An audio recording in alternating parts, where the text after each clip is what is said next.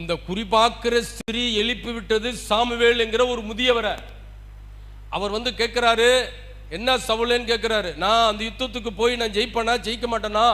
அப்ப சாமுவேல் சொல்லுகிறார், நான் சொல்றது பூரா அந்த வசனத்தில் இருக்கு, 29ஆம் அதிகாரத்தில் இருக்குன்னு நினைக்கிறேன். அப்ப சாமுவேல் சொல்றாரு, நீ என்ன செய்வா? தோத்து போயிருவ, ராஜ்யபாரம் உன்னை விட்டு உன் சகோதரத்துக்கு போகும். இருக்குதா? இப்ப இவ்வளவு தூரம் சாமுவேல் பேசுறார்ல. இப்ப நான் கேட்கிறது, அது சாமுவேலா இல்லையா?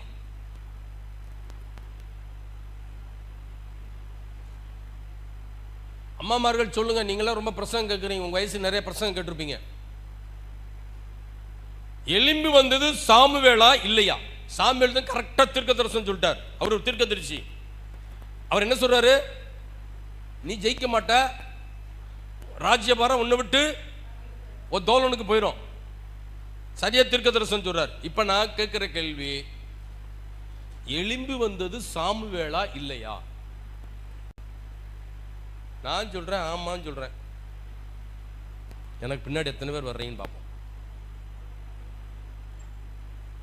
சொல்லுங்க, நேரத்தை ஏன் வேஸ்ட் பண்றீங்க? சொல்லுங்க பிறகு. அவங்கள சொல்ல மாட்டேன், சொல்லுங்க. சாமுவேலா இல்லையா?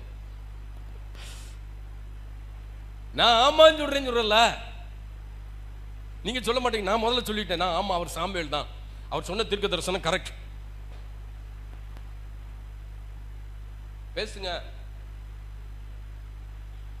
இதான் பைபிள் குறித்து, வேதத்தை குறித்து ரொம்ப ஆழமான தெரிஞ்சுக்கிறது. சொல்லுங்க. தெரியல. ஒன்னும் நம்ம இங்கிட்டும் சொல்ல மாட்டோம், அங்கிட்டும் சொல்ல மாட்டோம், தலையும் ஆட்ட மாட்டோம், தலையும் குலுக்க மாட்டோம். சரி, நான் சொல்லிடுறேன். சாமுவேல் எங்கிருந்து எழும்பி வந்தான்?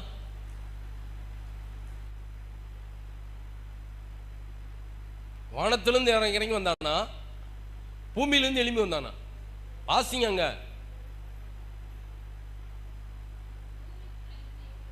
பூமிக்கு வசனம் சொல்லுப்பா. 13, 19, 13, 28, 13ல பூமிக்குள்ள இருந்து சாமுவேல் எழும்பி வந்தானா? இப்ப சாமுவேல் எங்க போயிருக்கிறாரு? நரகத்துக்கு போயிருக்கிறாரா, பரலோகத்துக்கு போயிருக்கிறாரா?